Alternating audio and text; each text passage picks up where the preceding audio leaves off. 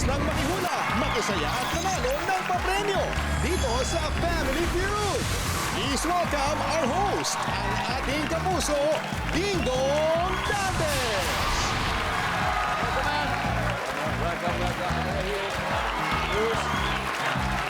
Welcome!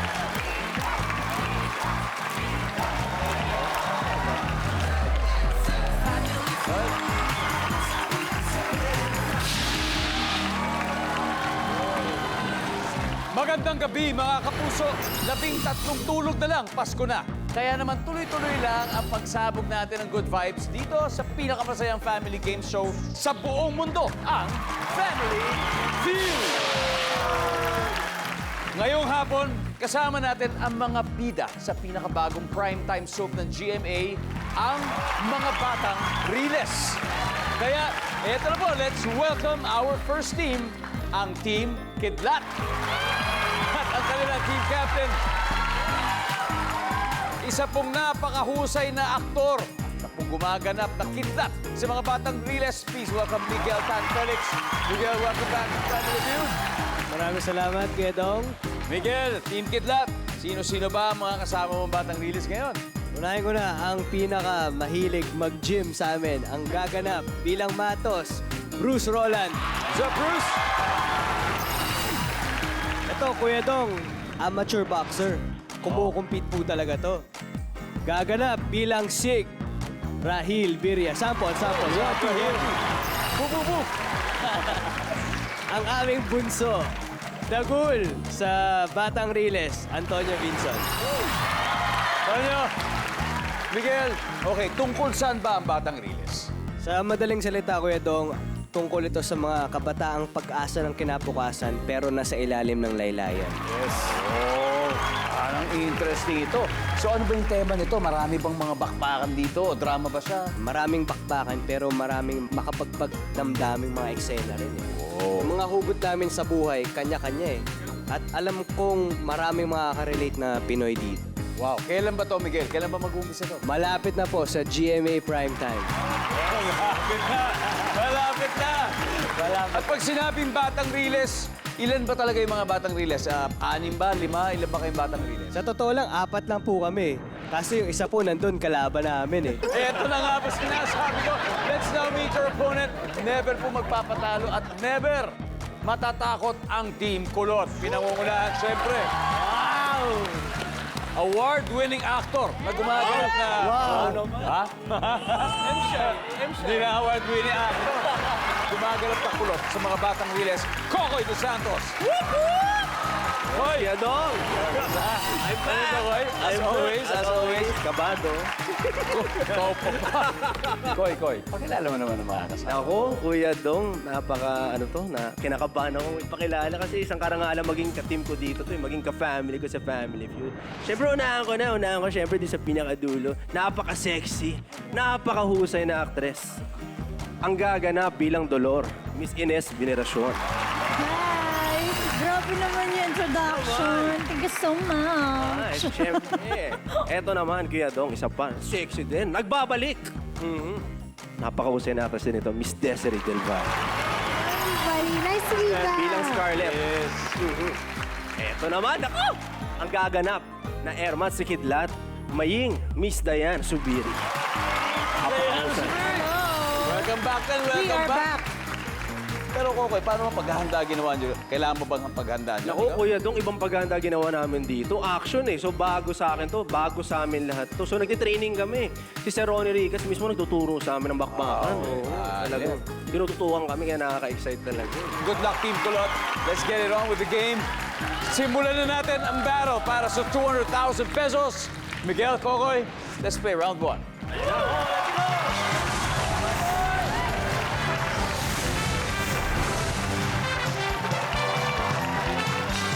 Ay,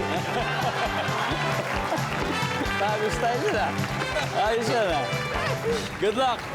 Nag-survey kami ng 100 Pinoy, top 6 ang hinahanap natin.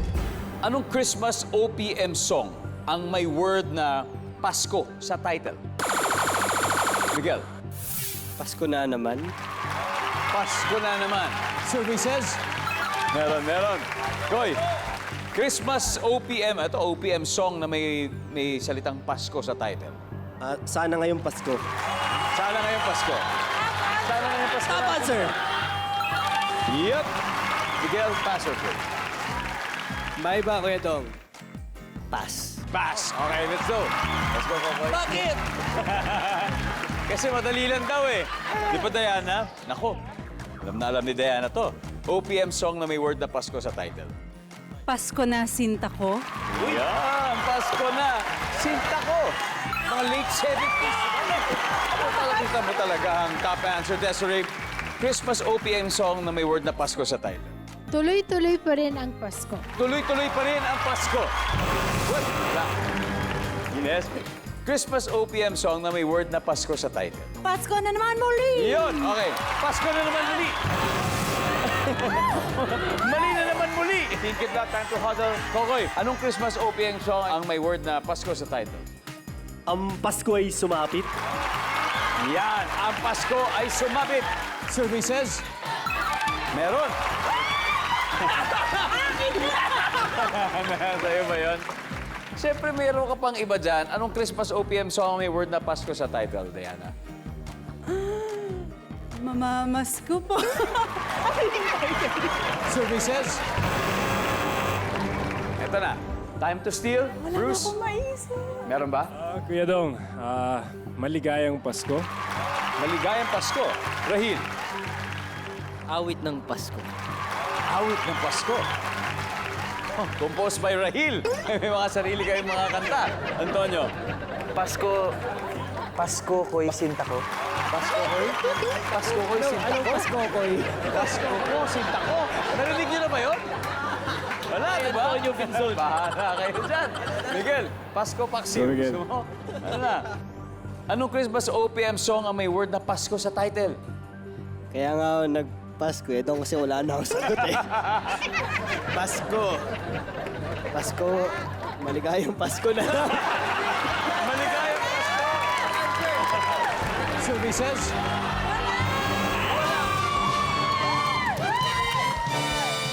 Grabe, Paskong-Pasko ang feeling ng Team Kulot. Pero agad silang 83 points. Pero may 3 rounds pa para makabawi ang Team Kidlat. Pero bago yan, may ilang sagot na hindi nahulaan sa board. At alam nyo nang ibig sabihin yan, mamimigay tayo ng 5,000 pesos. Yes? Ha? Come here, come here. Anong pangalan nyo? Michelle. Hi, Michelle. Where are you from? Tiga saan kayo? Makati. Makati, Michelle. Okay, napakasimple lang ang tanong. I'm sure alam mo to. Anong Christmas OPM song ang may word na Pasko sa title? Paskong darating. Paskong Darating! Sige, tignan natin sa Paskong Darating. Nandyan ba? Yo! Congratulations, Michelle! Nice one, nice one, nice one. All right, there's one more. Number 6, please. Apo Hiking Society. Nakatutok pa rin po kayo dito sa Family Feud. Mag-hello muna tayo sa mga kababayan nating balikbayan na nandito ngayon sa ating studio na loyal viewers ng GMA Pinoy TV. Maraming salamat sa inyo. Ako, sino kayo magpapainom after ng game natin tonight dito sa dalawang teams? Kasi lumalamang si Team Kulot with 83 points. Pero hindi papayag ang Team Kidlat na matambakan, kaya tawagin na natin ang gumaganap na Tagul na si Antonio at ang gumaganap na Maying na si Diana. Let's play round 2.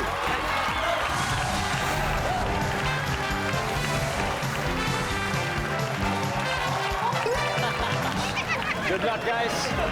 Here we go. Top 6 answers are on the board. Ano ang unang itinatanong ni Mami sa kanyang anak na galing sa school? Anton, Kumain ka na ba? ganun ba yung tanong sa'yo dati ni Sir Roy Vinson? Yes. Kumain ka na ba? Services? Yan. Kaya na, marami pang nasa taas na ito. Unang tinatanong ni Mami sa kanyang anak na galing sa school. Kumusta sa school? Simple lang, kamusta sa school? Yun lagi ko Di ba? Ilang taon na ba ang panganay mo ngayon, Diana? 15. Oh, 15. Para ko ng anak to eh. Di ba? Services? Wow! Di ba? Based on experience. Pass naman kayo. Diana, pass or play? Play. All right. Desiree? Yes. Unang tinatanong ni Mami sa kanyang anak galing sa school.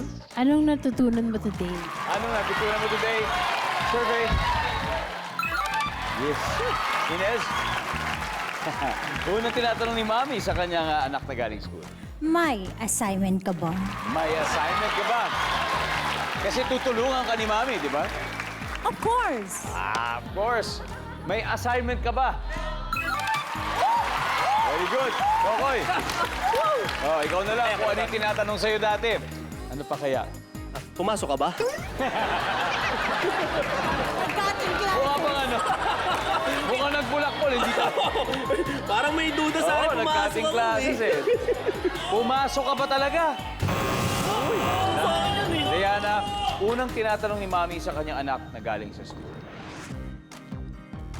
Anong sabi ng teacher? Ano sabi ng teacher? Survey. Oh, Team Kidlat, time to huddle. Desiree, God! ano pa kaya? Did you make friends? May new friends ka ba? New friends. Did you make new friends? Did you make new friends? Sabi nila. Survey? Wala. Team Kidlat. O, tara, magkapuntos naman, Bruce. Ano kaya?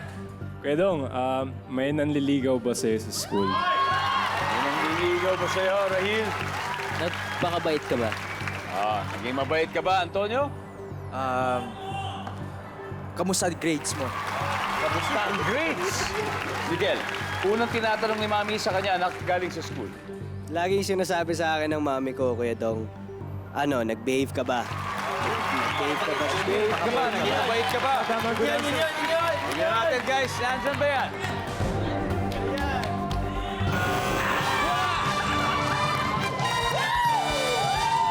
Alright. Ang score, 148 points na ang Team Kulot. Tapos wala, bokya pa rin ang Team Kidlat. At this time, dahil dalawa pa pong hindi nakukuha. Sino kaya sa ating studio audience ang may gusto humula? Kayo po. Ano pong pangalan nyo? Ricardo de la Cruz po. Kasama po kayo sa Ricardo? Tanim Island po. Tanim Island. Oh. Binawanan. Ano po ang tinatanong ni Mami sa kanya anak na galing school? Naubos ba ang bound? Yan! Ako, yun din ang parati kong tanong. Naubos ba ang baon mo? Ang tanong, yun din ba ang sinagot ng ating survey? Survey says... Oh! Congratulations! All right. Still have one more. Number 3, everyone. Simple lang. Anong ginawa niyo sa... Nanunod pa rin po kayo ng Family Feud kung saan patuloy ang laban ng dalawang teams mula sa bagong primetime soap ng GMA, ang Mga Batang Riles. Quick recap of the scores. Team Kidlat, naku, wala pang puntos. Pero Kulot naman, 148 na. Grabe.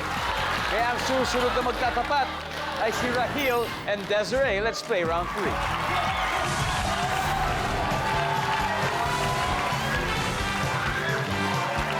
Good luck. Double points. Top 6 answers are on the board. Name something na natutunaw kapag inilagay mo sa tubig. Ako, diba? Desiree? Yellow! Yellow! Siyempre! Yellow! Yellow! Pass kayo, nag-pass kami para sa Tampakan na inyo. naman kayo. Desiree, pass or play? Play. Alright, let's play round 3. Naka-yellow kasi. Oh, no coaching, Inez. No coaching, sorry. Inez, something na natutunaw kapag nilalagay sa tubig. Ice candy? Ay! Oh. Ice candy. Di ba si ice candy? Parang yellow na rin siguro yun. Kokoy, something na natutunaw pag nilalagay mo sa tubig. Papel? Mababasa mo na yun. Tapos biglang nandun pa rin siya. Hindi pa rin siya mawala. Nandun ba ang papel? Okay, Team Kidlat, huddle. Diana, something na natutunaw kapag inilalagay mo sa tubig. Tissue. Tissue. Nandun ba ang tissue? Wala. Guys, baka naman. This time, Bruce. Something na natutunaw pag nilalagay mo sa tubig. Sabon. Sabon, Rahil? Sabon. Sabon? Antonio? Sabon. Miguel, susundin ba natin to o may iba kang sagot dito? Sabon. Masasabon ba sila sa sagot nilang to? O, nandyan ba ang sabon for the win?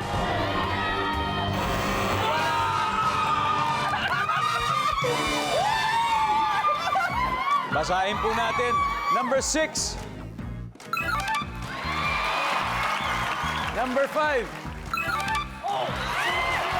Sabi ko nung una, ice cream. Kaya nga, number 4.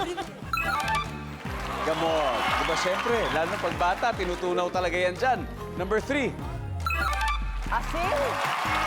And finally, number 2. Now, recap tayo ng scores after 3 rounds. Ang Team Kidlat ay wala pang puntos habang namamayagpag ang Team Kulot with 212 points. So, aling team kaya ang papasok sa Fast Money Round? Nagbabalik po ang Family Feud after 3 rounds. Leading ang Team Kulot with 212 points habang wala pa rin puntos ang Team Kidlat. At dito sa round 4, madadagdagan ng 30,000 pesos ang mapapanalunan ng ating winning team. At hindi lang yan, isa rin sa inyo ang pwede manalo ng 15,000 pesos. Mula yan siyempre sa Shopee. Alam niyo kung bakit? Dahil Shopee 12/12 mega pamasko sale na. Abangan nyo ang Super Shopee Shake. Maya-maya lang yan. At sa mga wala pang Shopee app, mag-download na kayo ngayon na mismo. But for the meantime, tapusin na natin ang game. Kaya tawagin na natin si Bruce and Inez. Tara, let's play the final round.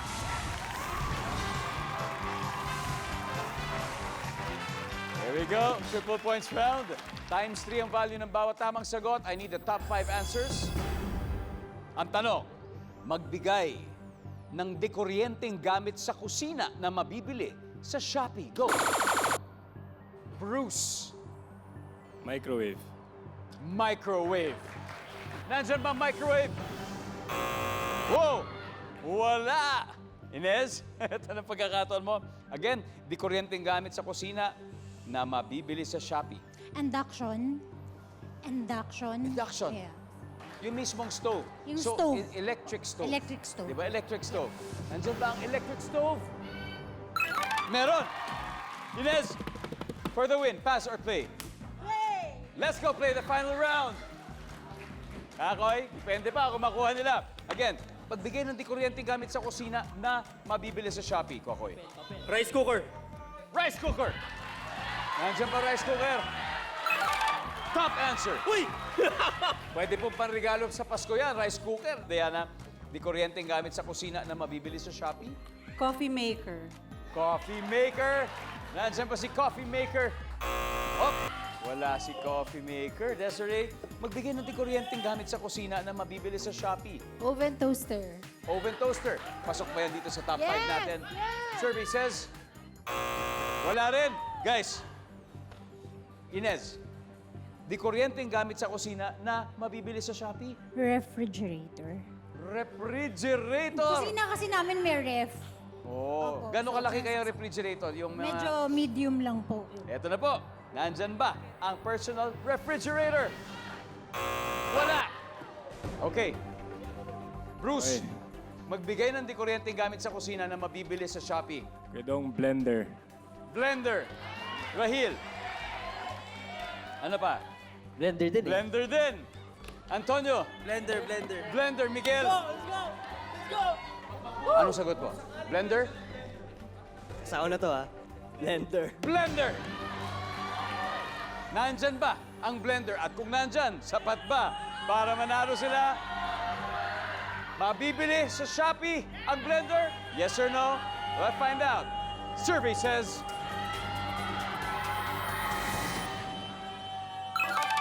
Wow! Tama! Pero kulang. Kulang kayo ng 5 points.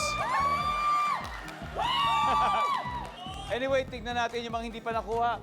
Di kuryenteng gamit sa kusina na mabibili sa Shopee ang panglima ay... Number 2, kettle. Anyway, ang ating final score, Team Kulot, 212. Team Kidlat, 207 points. Pare, at least hindi na zero. Maraming salamat sa inyo, guys. 50,000 pesos from Family Feud. And congratulations, Team Kulot. nanalo kayo ng 100,000 pesos from Family Feud plus 30,000 pesos mula sa Shopee. So, you now have 130,000 pesos. Nako, para madagdagan niya ng 100,000 pesos sa Fast Money Round, kailangan galingan nyo. So, sino ba itong maglalaro sa atin, Kokoy? Ako, hindi na. Ako magbibigay ako ng chance sa mga ating... Bakit ako? Diana. Nakabono ko eh. Diana Ano, at Koy? si Kokoy. Kami ni Miss Diana. Okay. Tayo. Diana at saka Kokoy and Diana. Alright, so Yes, Coco. yes. Nagbabalik ka masing episode ng Family Feud. Kasama natin si Diana ng Team Kulot. Ang target nila ngayon ay makapag-uwi ng total cash prize of 230,000. Tatanggap din ng 20,000 yung napili po nilang charity. Diana, ano napili ninyo? Ang napili namin yung Smile Train. Smile Train, okay. So yan po, meron kayong 20,000 mula sa ating winning team. So it's time for Fast Money. Give me 20 seconds on the clock. Luck. Okay. Kakamtahan ka ng mga nangangaroling ng thank you, ang babarat ninyo, thank you. Kapag ang binigay mo ay magkano? 5 piso. Bukod sa karnaper, magbigay ng isang uri ng kriminal. Murderer.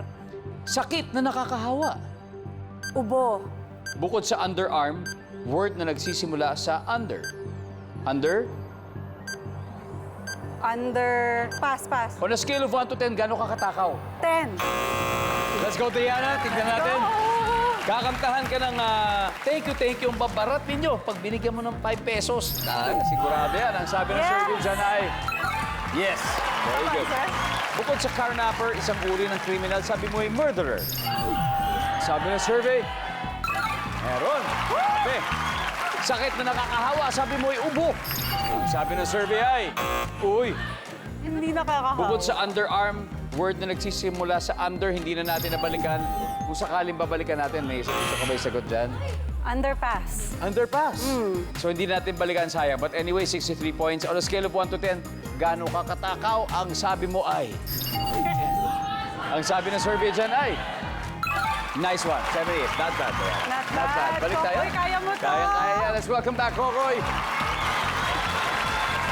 Koy. Diana nakakuha ng 78 points. 122 to go. Kayang-kaya natin yan, parigo. At this point, makikita na ng viewers ang sagot ni Diana Zubiri. Give me 25 seconds on the clock. Here we go. Okay. May nangangaroling sa'yo. Kakamtahan ka ng mga nangangaroling. Pero, ang kakantahin nila sa'yo ay, thank you, ang babarat ninyo. Thank you. Barat ka daw. Kakantahan ka nila nito kung ang binigay mo ay magkano. Go. Piso. Bukod sa karnaper, magbigay ng isang uri ng kriminal. Oldapper. Sakit na nakakahawa. Ubo. Bukod sa ubo. Sipon. Bukod sa underarm, word na nagsisimula sa under. Under? Underwear. On a scale of 1 to 10, gaano ka katakaw? 10. Bukod sa 10. 5. Let's go, Kokoy! 122 points. That's all we need. Kakamtahan ka ng ang babarat ninyo. Magkano binigay mo? Piso? Piso eh. Ang sabi ng survey dyan ay, top answer! Bukod sa karnaper, magbigay ng isang uri ng kriminal, sabi mo ay holdapper. Ang sabi ng survey, top answer! 44 to go. Sakit na nakakahawa, sabi mo sipon. Ang sabi ng survey, up. Ang top answer natin dito ay lagnat. Awa. Magnat. Bukod sa underarm, word na nagsisimula sa under, sabi mo ay underwear. Ang sabi ng survey, top answer! 5 points. On a scale of 1 to 10, gaano ka katakaw? Sabi mo 5. 5 na lang kailangan. Sana at least 1 lang. 5 points. Ito sasabihin ko yung top answer. Ang top answer dito sa tanong na ito ay 7. So ang sagot mo ay 5. Pero 5 points lang ang kailangan natin. Tignan natin, aabot ba? Sa 5 points. Ang sabi ng survey sa 5 ay... Yeah!